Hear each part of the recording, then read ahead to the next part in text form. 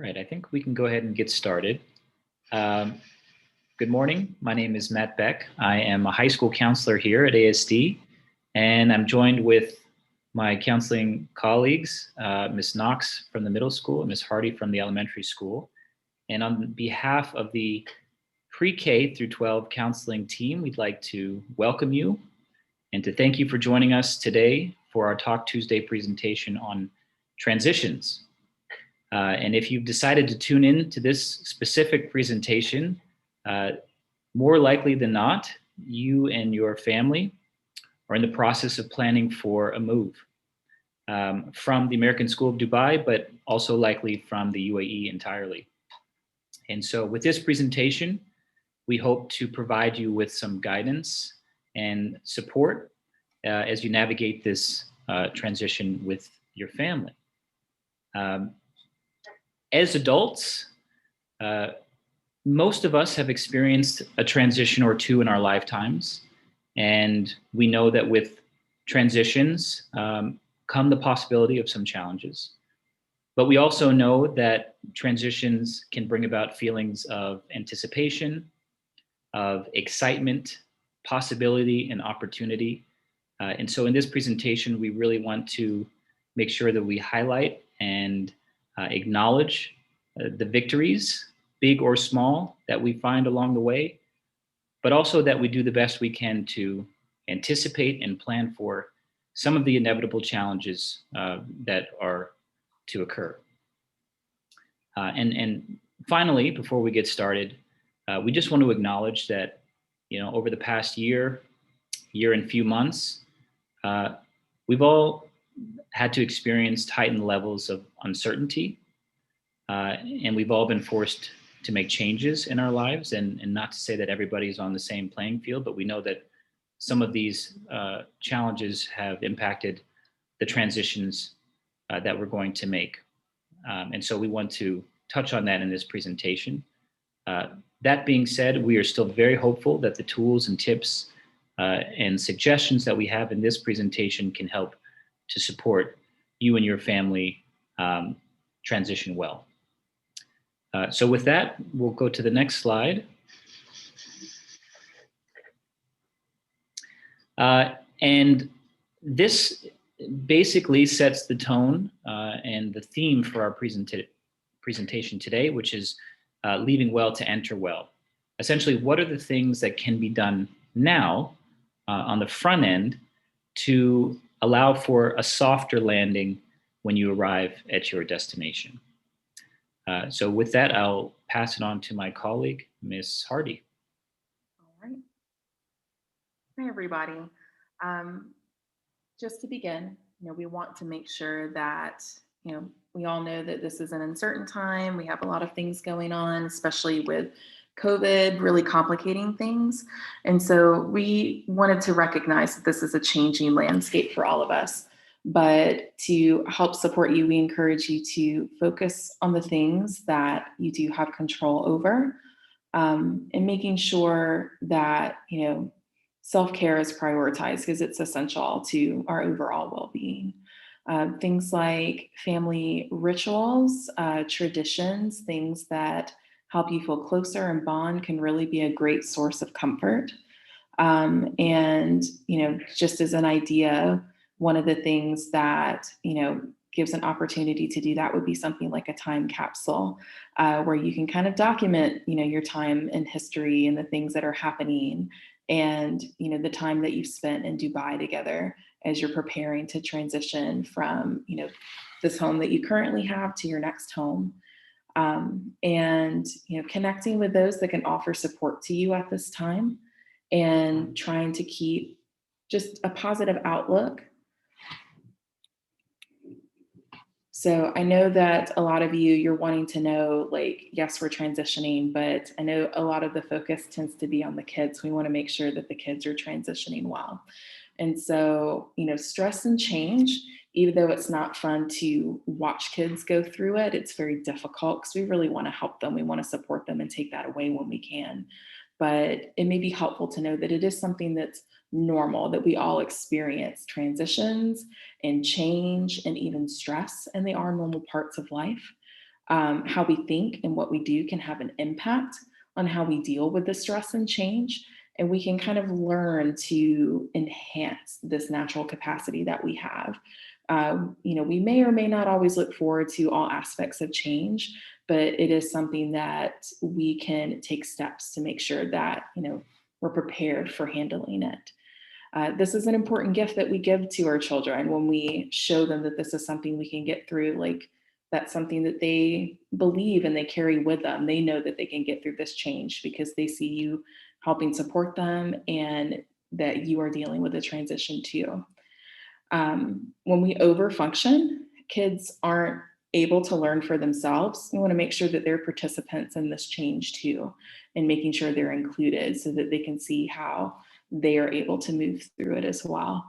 And it helps to cultivate resilience, that ability to bounce back from things that are happening. And it's an essential attribute that allows people to adapt and thrive during difficult times or times of great change.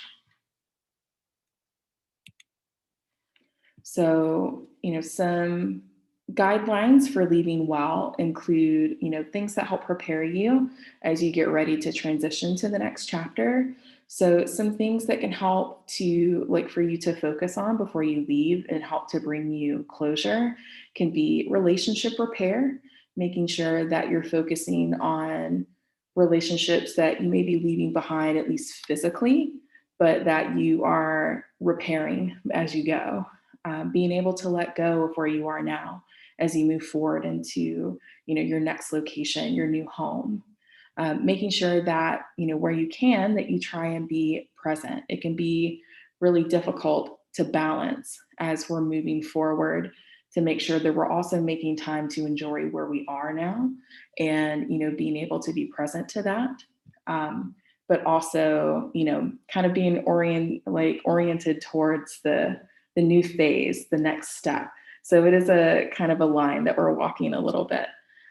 Practicing gratitude, especially for the experiences that you had, the things that you've enjoyed about the place that you're leaving behind. And all of that just kind of comes together to help get that sense that you're leaving well, that you're moving forward, but in a positive way.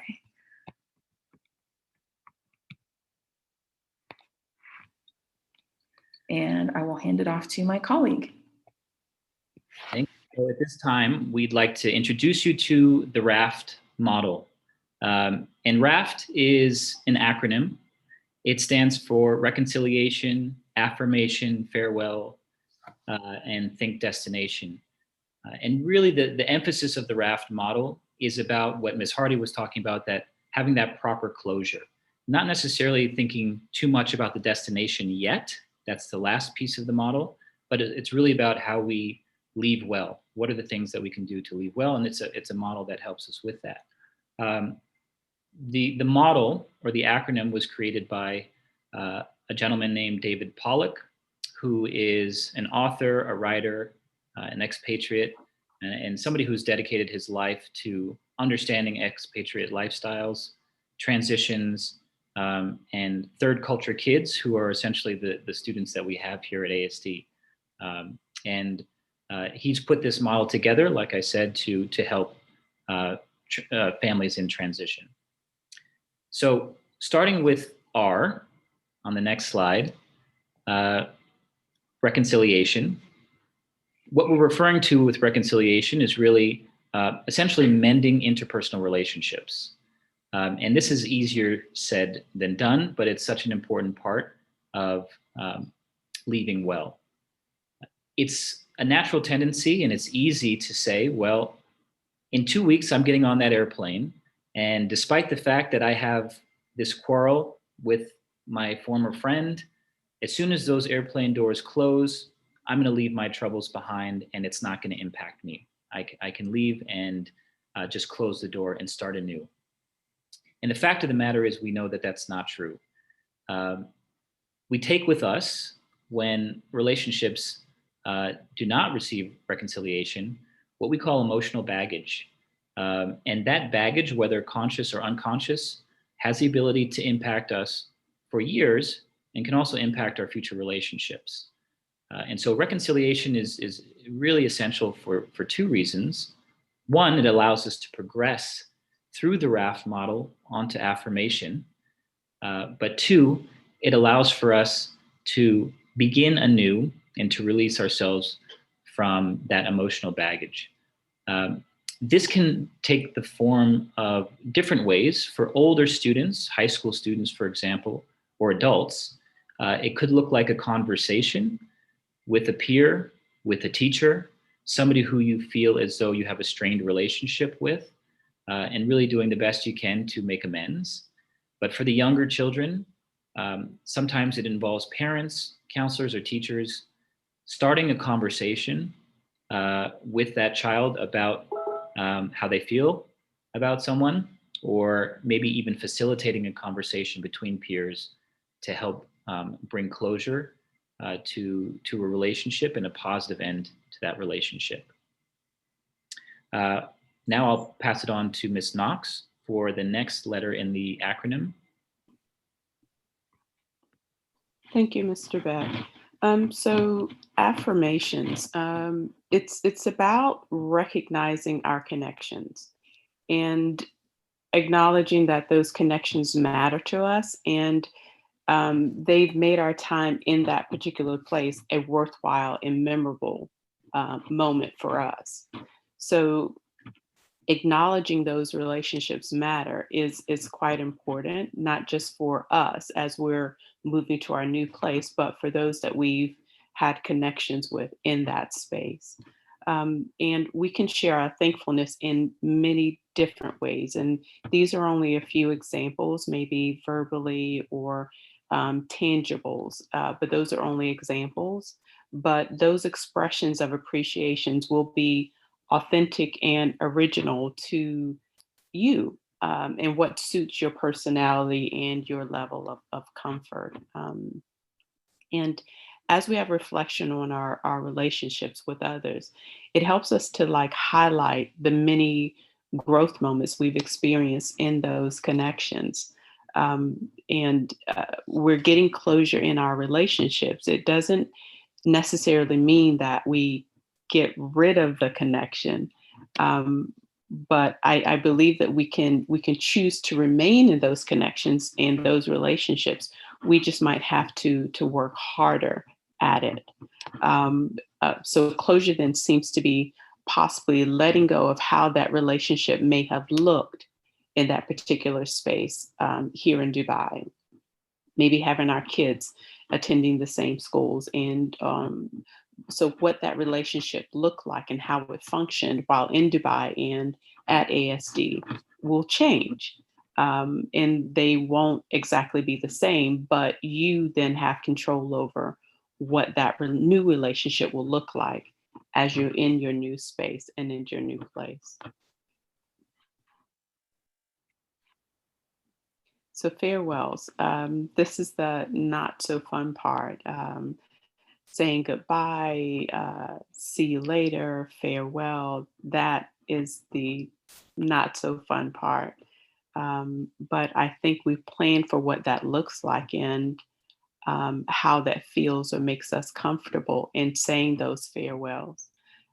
Making a listing of people we would like to have that sense of closure with.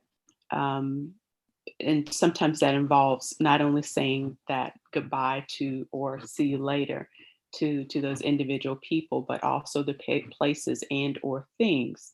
For our children, that's particularly important because they're moving on to a new space, and not knowing that new space, there comes a lot of anxiety with that. And needing to hold on to what they know and what is familiar, and giving them that sense of closure, not only, as I said previously, not only for themselves, but for the people that they've interacted with. Even though it's the not fun part and it feels uncomfortable and it can be quite emotional, I think it's very important to have that sense of closure for you and also for your child and or children. But knowing how you want to say those farewells helps you to have that closure as you're starting to think about destination and where you're going.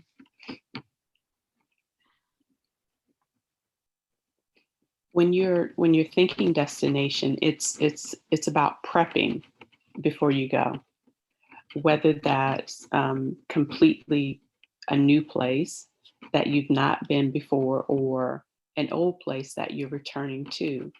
You still have to consider that possibly things are different. Um, you're different. Your child will be different because you've had experiences that possibly people in that new space haven't had. So even if you're returning to the space, there's a possibility that things have changed and you have changed definitely, and your child has. So consider that the place or the people have changed, and do your research. Doing your research on the new space. And I keep saying new space because even if you're returning back home, something is different. Something is different. So there is a newness with that. And you're learning as much as you can before you're going. Um, when we don't know, sometimes it causes a sense of anxiety. And as you're learning about the new space, it helps to ease that sense of unknown, the unknown that's lurking in your mind and possibly causing anxiety. Checking out Google Maps, looking at pictures and guides, the new neighborhood, the new school, all of the newness of where you're going, doing your research about it and finding out about as much about it as you can before you go. That will help to settle your mind and help to settle your young ones' minds as well. And in the video that we're going to be looking at in this new, in the presentation, excuse me, we're going to be hearing about students and their perceptions of transitioning to a new space and what that feels like or felt like for them. So on your end, please, if you could turn up the volume so that you could hear appropriately.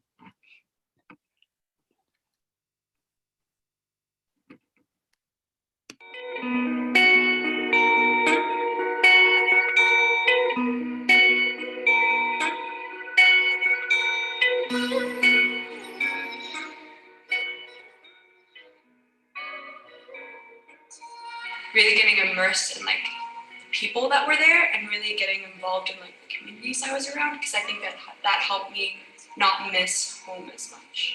This place is like kind of a melting pot of different cultures, so I didn't feel like an outsider. Being an international community, and the fact that so many people were like me from England and from all these different countries around the world, and kind of having that connection on that level, and not knowing that you're the only one kind of there who's from the outside. The class here is 130 and my old school is like 700, so people are more accessible that way. Honestly, it's the support from our like leaders of our year, also my counselor. He showed me where my classes were, which was really helpful. And I made friends quite easily because of kind people in the school. The people here are really nice and all, and it's such an easy school to transition to, and I feel like I messaged some people here at the school, and I feel like just getting to know some people before I came here really helped out. What I wish I did before leaving Saudi is spend more time with my friends there, because I didn't realize how much I missed them when I came. I wish that I had spent more time with my friends. And talk more with my friends, because I didn't know I would miss this much.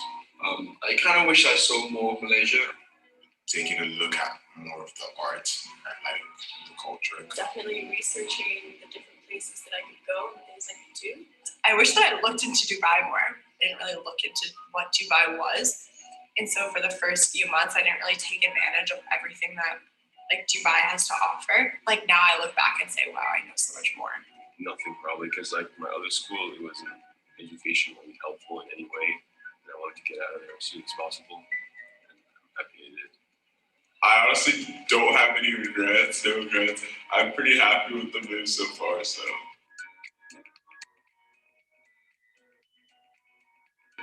Be familiar with where you're going, like understand the cultural norms and stuff, but still go in with an open mind, because you'll be surprised what will happen if you just go in ready to learn about place that you're going to make friends.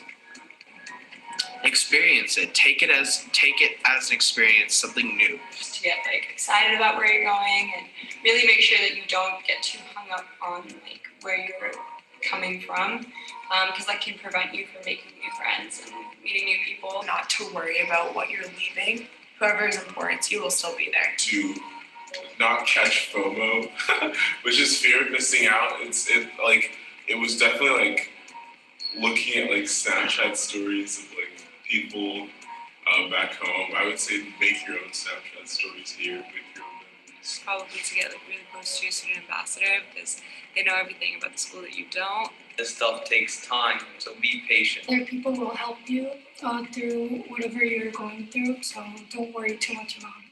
Don't be scared. Like everyone here is pretty much the same as you. We all want to learn. You can make friends quite easily because there's school with so many people. You'll find someone that has something relatable with you.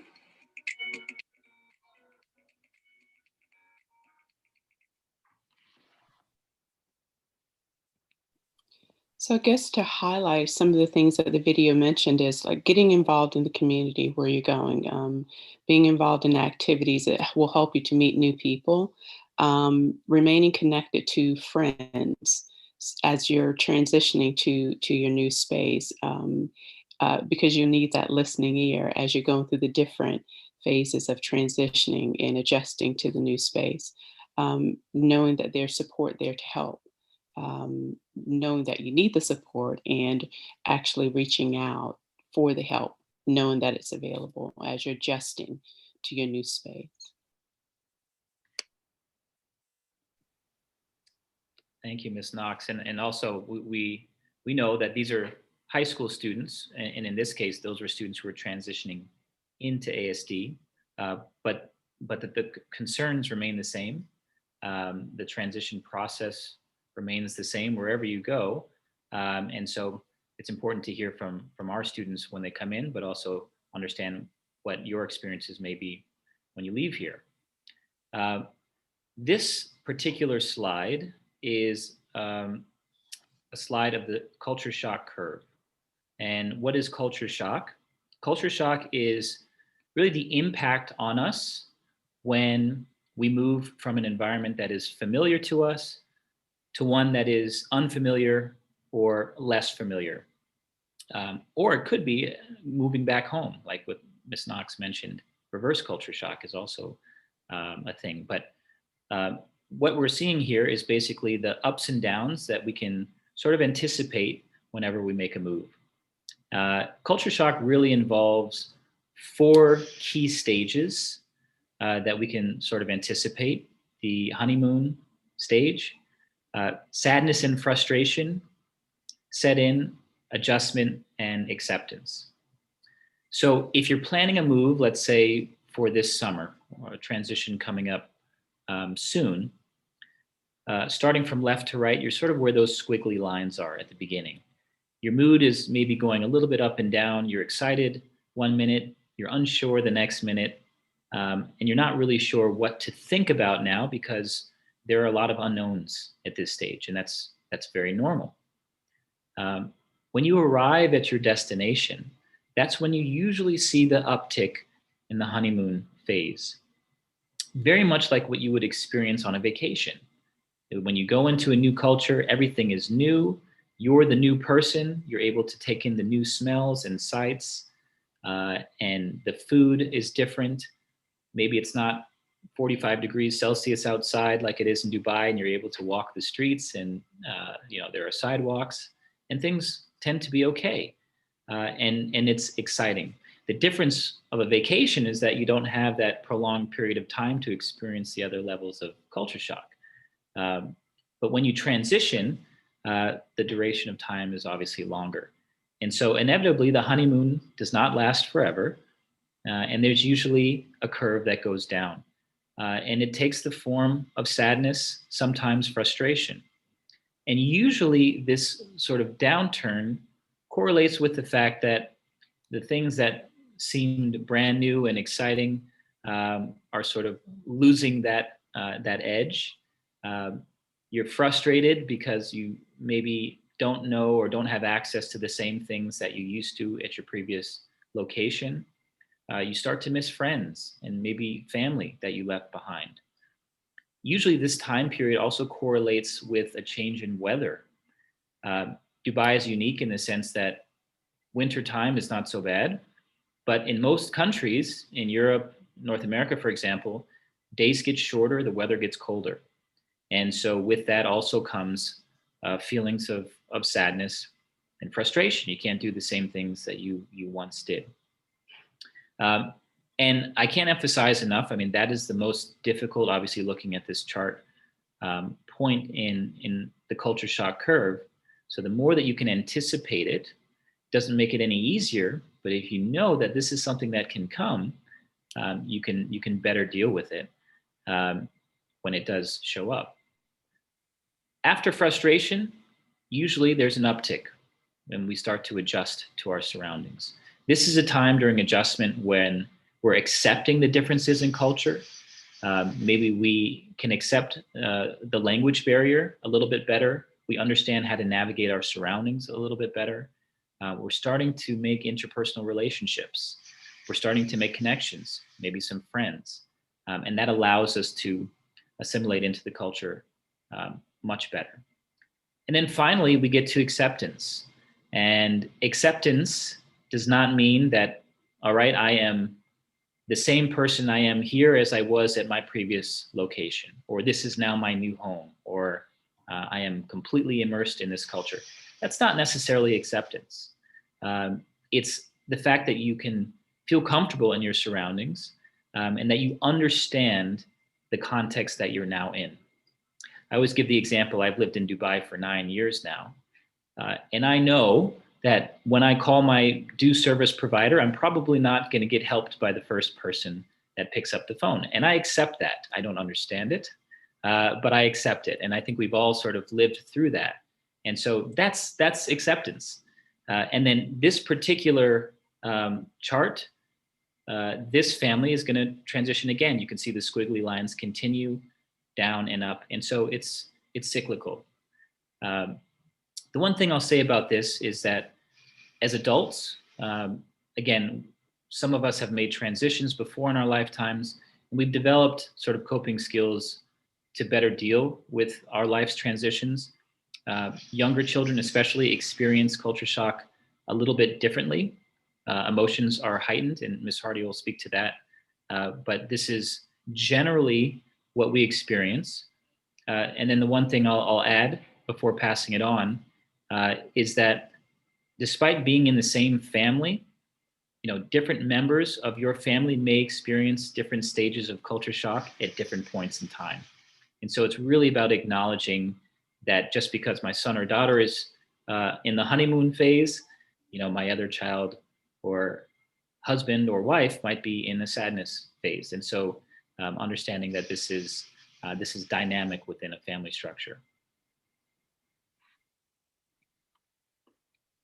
All right, so this is about transition needs for younger children.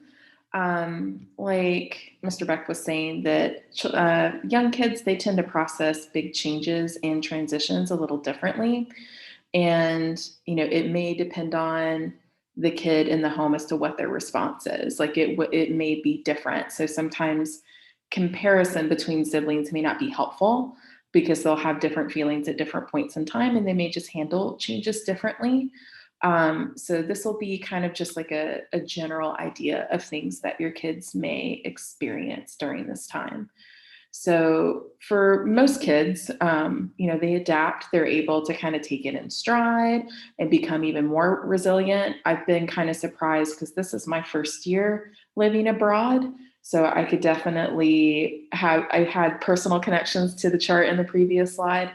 But I've been surprised at the number of kids that are they're like 7 or 8 and they're already old pros. Like they know what the deal is and they're able to handle it very well. And there's no issues at all. How they respond or adapt to these changes, it kind of just depends on their individual personalities. But for the most part, if you have a kid that's got a steady temperament, that they're pretty resilient, then that's probably you're going to experience when you handle the transition. If you have a child who is more sensitive, or maybe they have anxiety, then you are more likely to see changes with that in terms of when they're transitioning, that you'll probably need to address that and make sure you're providing support for that child. Children, they have a lot of things that happen around them. There's a lot of things that they just don't get a say in, right? We're trying to teach them and raise them into being, good human beings. But as a result of that, they don't get a whole lot of agency in their life, especially the younger ones yet. So, even though they may not have that choice, to kind of help them feel like there are some things that they have some control over, there are some things that can help bring them comfort and help them feel supported. It's important to make sure that they are involved, that they are informed, like this is where we'll be going. And you can, even when you're doing that research about, the country that you're going to, or even if it's your home country and maybe you're moving into a different neighborhood, being able to kind of sit down with them, and maybe you're on a tablet together and you're looking at things that you can do, or you can find pictures of their new school so that they can see what it's like, or maybe some places that they think are fun that you can kind of make, plans to go to when you get there. So they have that to look forward to, and it kind of helps get them excited. It gets them looking forward to things, and it helps them feel like they're a part of the process rather than it just all happening around them and they're along for the ride. So when they feel like they're kind of, brought into the fold, and that they get to talk with you more about it, and they're asking you questions, and you just keep having those conversations, and they get to be involved in some of those things, it really helps them to feel like, they are participating in the transition rather than it being something that's just happening to them.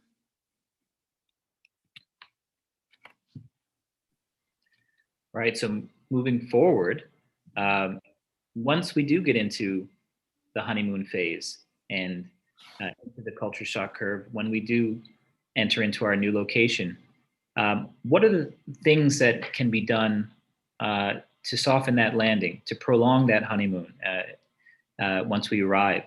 And Ms. Hardy and Ms. Knox touched on a few of these, but recreating familiar family routines is something that can anchor a child who is otherwise anchorless in a new environment. What are the things that can bring them back to our family traditions? So, for example, if you have dinner each night as a family, or 3 times a night, or Tuesdays are pizza nights, or Wednesdays are movie nights here, can we recreate those routines quickly there so that there's some sense of normalcy for the child? Making one parent available, certainly at the beginning, at the very least. We know that, sometimes with transitions, obviously parents are working. Usually the transition is because of a job. And so it's likely that at least one parent is going to have to be out, but making it a point to have a parent available both physically and emotionally during those first several weeks or months, so again, the children have somebody that they can rely on, they can see regularly, and who can be sort of that stable presence in their life in an unstable situation for them. Encouraging continuity and structure, there's a bit of a balance there. Structure is good. I think a lot of parents, particularly of younger children, they want to get their children involved immediately. And sometimes that's getting them into, the ballet and soccer practice and all of these things that provide structure. And that's good to some extent, but unstructured time is also important. Students, children, they need to be able to figure it out. They need to be able to be bored in their new environment.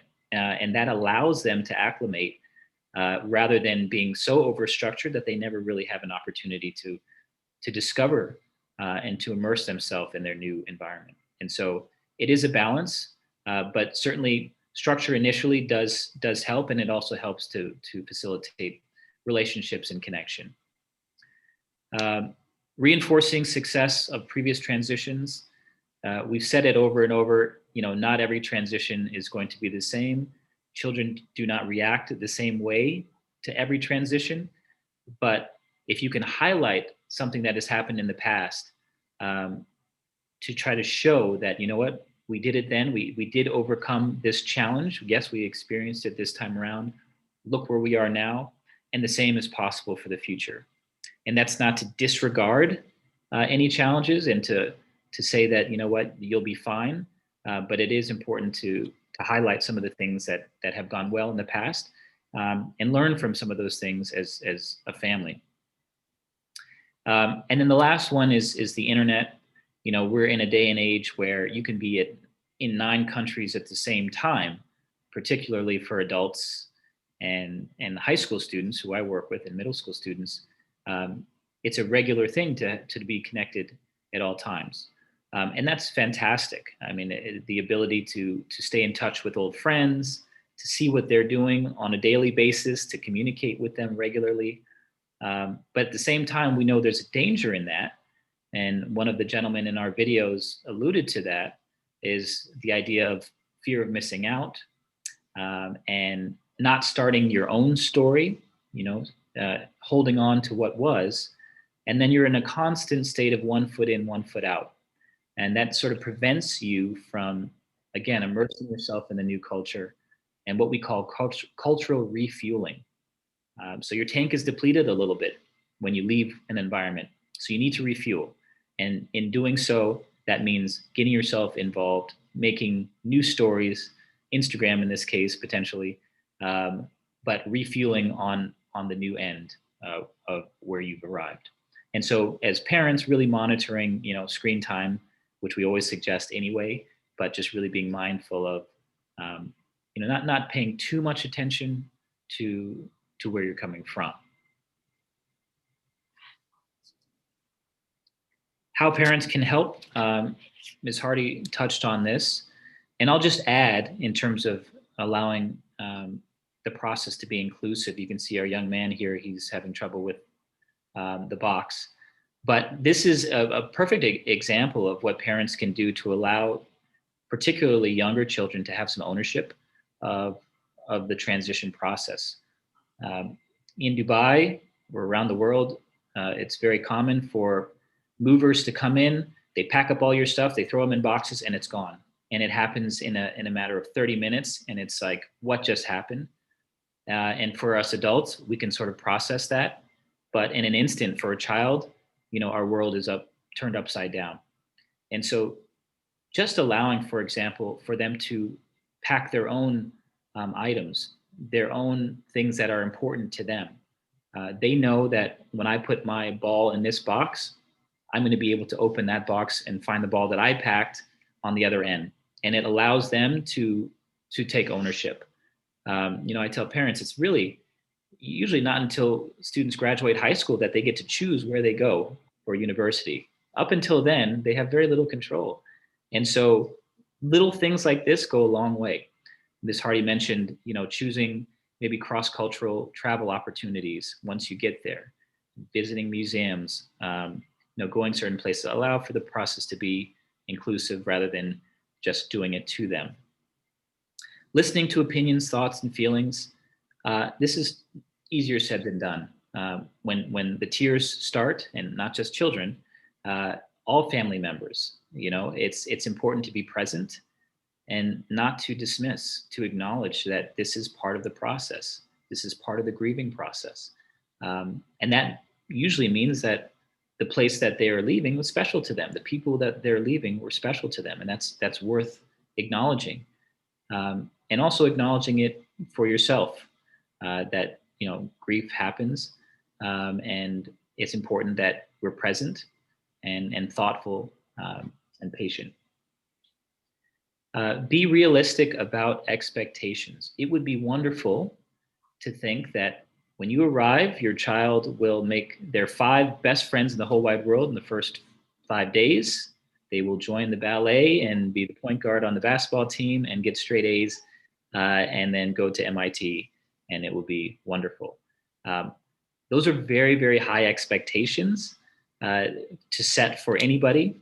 And very likely, if those expectations are not met, then you may feel discouraged.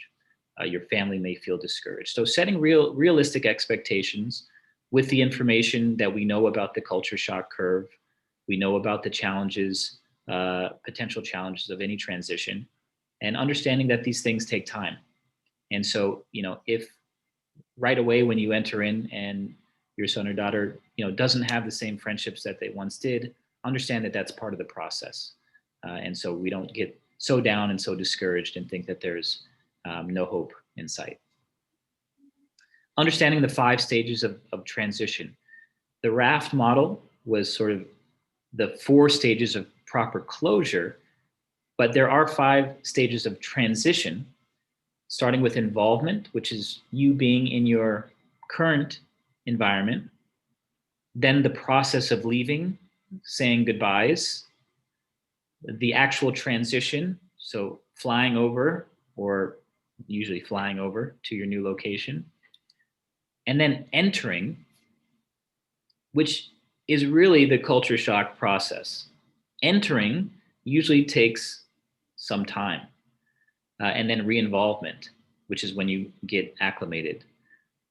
Most families, they want to skip the entering portion. They want to go right from transition, land, to re-involvement, and don't really give enough credit to that entering or time to that entering process. And again, that's the culture shock process. So understand that entering is not just, I'm here now, I'm ready to get re-involved. It is a process. And so again, please be patient and understanding both with yourself and with your own challenges and grief, but also with your children and your family.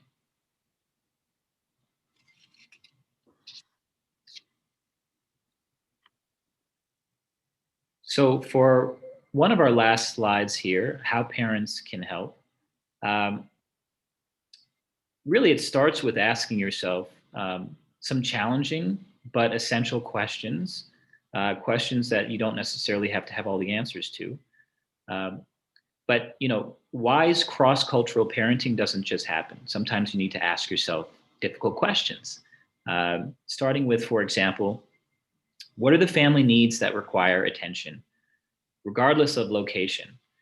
Are there medical needs in the family, dietary needs, academic needs for the children? What are those needs that we need to make sure that we are addressing now, so that we can be prepared for our move? What are the policies of the sending agency? Very often it's an employer who is sort of behind the scenes or dictating a move. And so, what are the baggage allowances? Are they paying for shipping? Are they providing housing? Does a spouse have to go first and then everybody else follows? So what are those policies of the sending agency? How will existing family patterns and relationships be affected? In some cases, we know that folks who are leaving Dubai may be leaving family or extended family here and going elsewhere, whereas maybe you are repatriating closer to where family currently is. If you have weekly calls with grandma, the time change may affect when those calls take place or if they take place at all. And so start thinking about, what are those relationship patterns with family members and how are those going to be impacted? This is a big one. Do both parents favor the move? We know that sometimes it's not a choice whether to move or not. Or like I said, it's a job that dictates a move.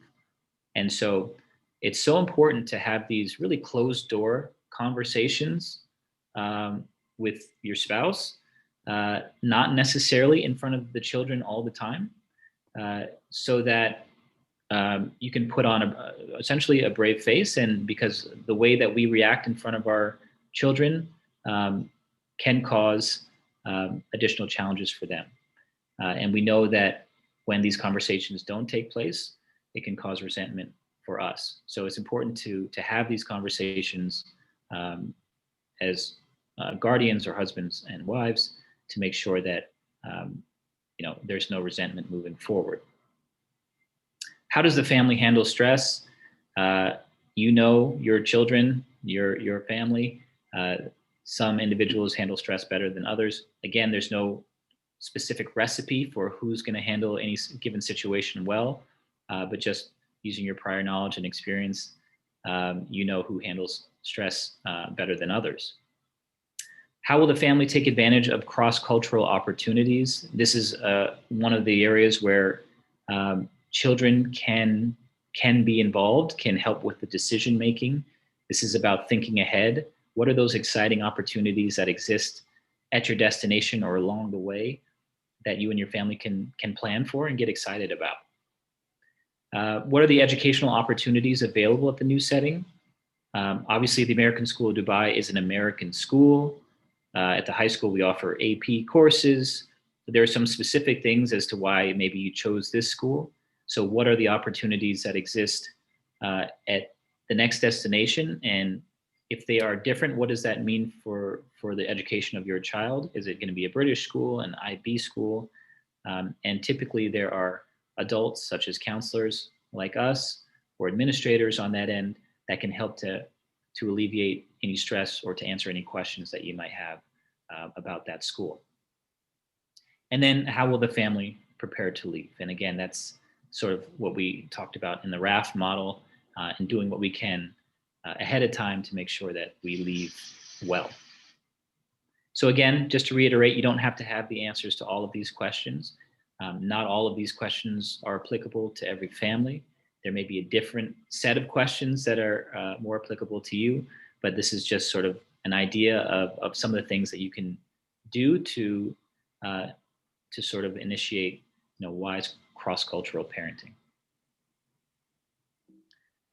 So our last slide here, we've just provided a few books, resources for you that we highly, highly recommend. The one that I'll just highlight here is really where we pulled a lot of this information from, which is the book on the left, the blue book there, Third Culture Kids, Growing Up Among Worlds. And again, a third culture kid, I'll just say it, reiterate it, is any child who has spent a significant amount of time outside of their parents' passport country. And so again, that's the majority of the students at the American School of Dubai. And there's so much research on sort of what makes these children tick. And this is also where you'll find information on the Raft model, plus great resources and suggestions for transitions. The last thing I'll say is, this doesn't fall solely on parents or children. Counselors, we are here to support. Some of the things that we're going to be doing at each grade level, counselors will be meeting individually and in groups with students who we know are going to be transitioning out of ASD. And depending on the age and stage of development, we're going to start these conversations with them to talk about reconciliation, to talk about affirmations and what they can do on this end to have proper closure. And so those are conversations that are going to take place, but we cannot emphasize enough as parents, please feel free to reach out to us counselors to have the conversation. If you have additional questions about this presentation or concerns about anything else, we do encourage you to please be in touch.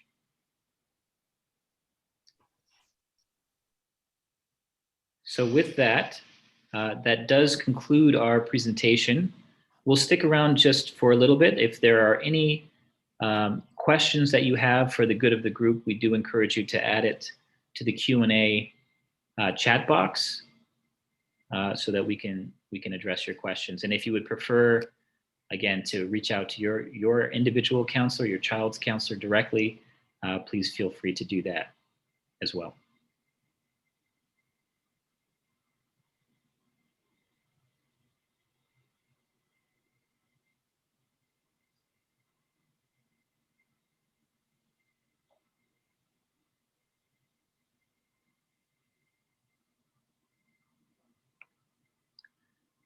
We must have covered everything.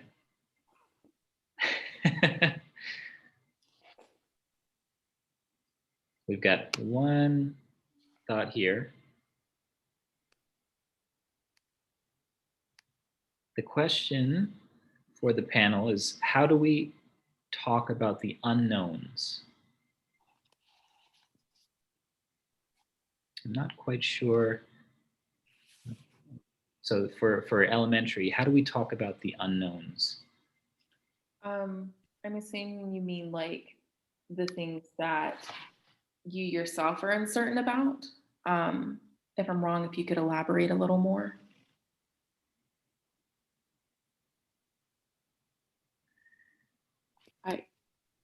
Again, I'm not quite certain in terms of like who the unknown is for, but in talking with middle school students, I often use the words or the terms or phrases that they use, and try to get my head around what it is that they're feeling anxious about. And if they're acknowledging that they are feeling anxious about not knowing kids in the neighborhood or not knowing anything about the school or making connections, um, those I would consider unknowns for my student, and then helping them to problem solve what that would look like, in terms of comfort. What will resolution look like? What will knowing feel like for you in terms of getting a new relationship or knowing more about your school or finding out more about your neighborhood? So I kind of use the terminology that my kids use, whatever that unknown is and whatever they're calling it. Then I help them to problem solve what would a resolution look like or feel like in terms of comfort, or knowing for you. What does that feel like? What does that look like? And we kind of process that and process that until they go, oh, okay. Uh, Acknowledging that me developing another relationship and not knowing what that looks like or feel like or how to get around my new school or who my trusted adult is. All of those may be an unknown, but then we process what that could look like and some steps to resolution for that particular student. Another kid may have a totally different way of phrasing it, but still feel like that's an unknown for them. And then so the process then begins again, in terms of our supporting them, um, to know what that feels like for them. Um, I hope that answered the question. Yeah. And I would just like to add, in terms of, especially for some of the younger students in elementary, I know that they're looking for that reassurance. You know, they may have lots of questions, and it's okay if you can't answer them all. Like, that's part of the process of making space for, you know, the feelings we might have about, you know, being uncertain or not knowing what's to come. But I think what the important part is that, you know, letting them know that you're there so that they can talk about their feelings about not knowing the answers to these questions yet, and finding things that you can know about, like things like, I think when I was talking several slides prior, I mentioned things like in the neighborhood, like experience, or in the city, experiences that they can look forward to. The kinds of things that are there in the city would be, you know, kind of painting the picture of what it will be like, even if you don't know the exact neighborhood yet or the exact school yet, because it can still give them a little bit of an impression of, you know, what their new hometown will be like, some of the things that they can look forward to. And, you know, it still helps them to feel involved, and keeping them involved is like along the way, so that when you do know those unknowns, that you're able to share that with them. But I would say the most important things are, you know, helping to answer those questions where you can, or at least some of the questions about, even if you can't get specific about the neighborhood, like about the city in general, looking at those cross-cultural experiences that you know that your child would really like, and just making space for that uncertainty. That sometimes, you know, we have feelings and it's okay to have them. They don't need to be fixed immediately. it may not feel great to not know, but that it's okay that we feel that way. And as parent or as, caretaker, I'm still here to talk with you about that and to be there for you and to support you any way I can. And I think it was also important, I think it was Mr. Beck or Ms. Hart, I'm not quite sure who mentioned it, about the culture shock and the different phases of transitioning and the different feelings that they will feel as they're going through their transition and their adjustment to the new place and the new space, so that they can anticipate that this is what this may feel like. And when I have that feeling or acknowledge this is what's going on in my body, and in my head and in my thoughts, they won't get weirded out about it. Okay, this is natural, that I would feel this way. I will feel frustrated. I may feel sad. And it being a process, it's not instantaneous that you will get adjusted to your new space. You will have the ups, the downs, as you're making the transition and getting acclimated, and anticipating that this could look like an entire year of ups, downs, plateaus, the whole gambit of feelings that you may feel. It will be a process and maybe a year in making that adjustment, but that's okay.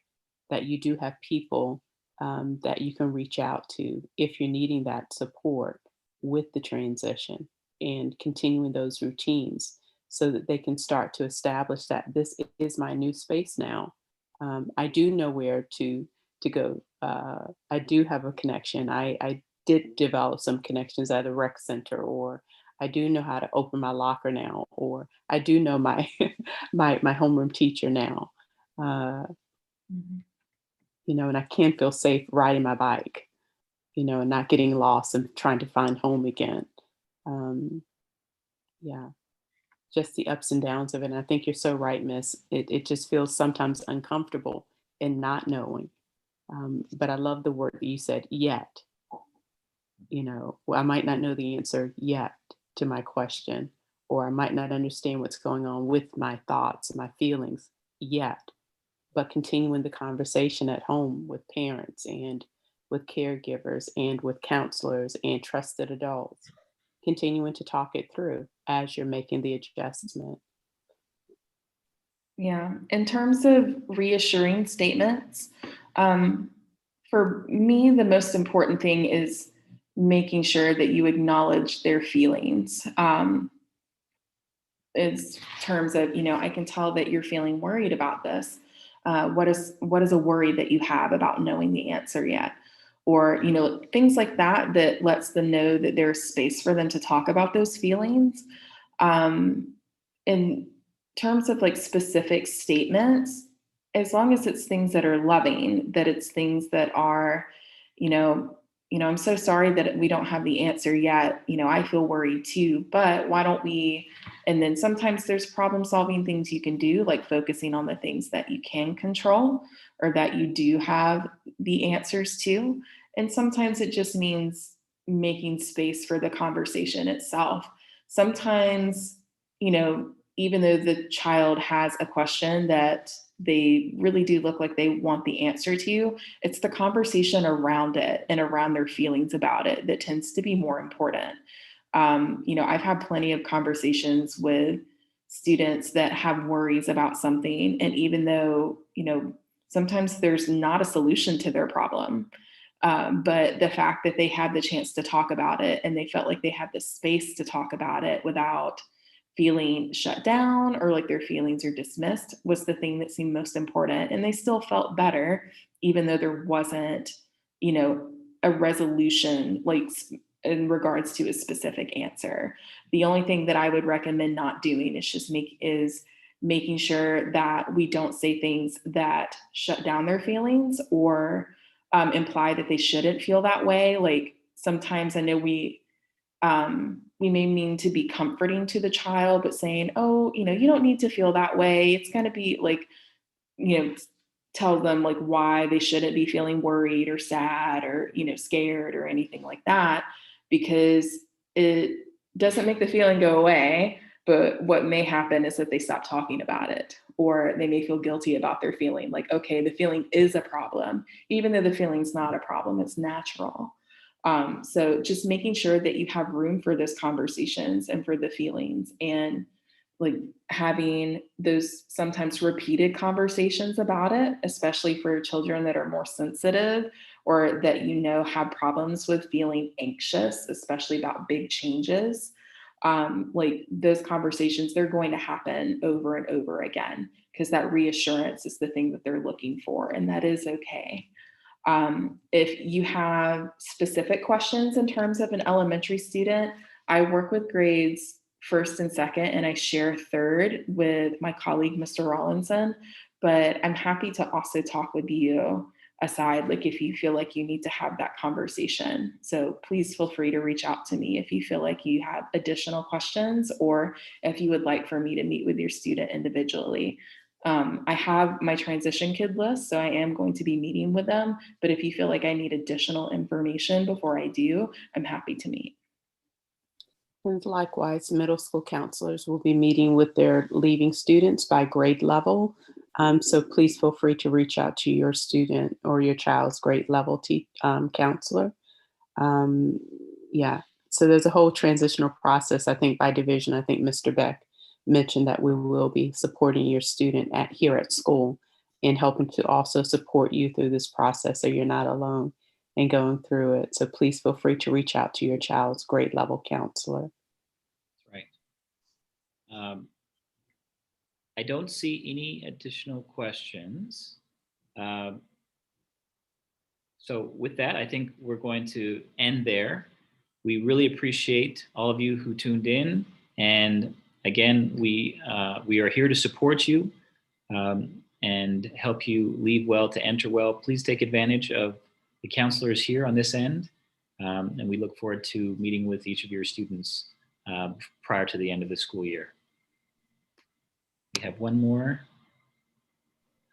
thought here. Any way we can connect with families moving from ASD plus possibly to the same city. So the question is, can we connect families moving from ASD to the same city? And full disclosure, the way we would normally run this discussion would be in a group setting. We would be in a room, obviously with no masks, and we would have small group discussions and really learning from the experts. And so maybe at each division, we can think about ways to bring families together or connect families anyway, virtually, who may be going to similar regions. That is a thought. Thank you for bringing that up. And I don't know that it's used for this in its official capacity, but there is a Facebook page called the Falcon Connection. And I see people asking a variety of questions, and sometimes it is about transitions and things like that. So if you have a Facebook account and you're part of the Falcon Connection, that might be something that you can put out there and see if there are other transitioning families that are in the same boat as you. So you may be able to connect that way. It's just an idea.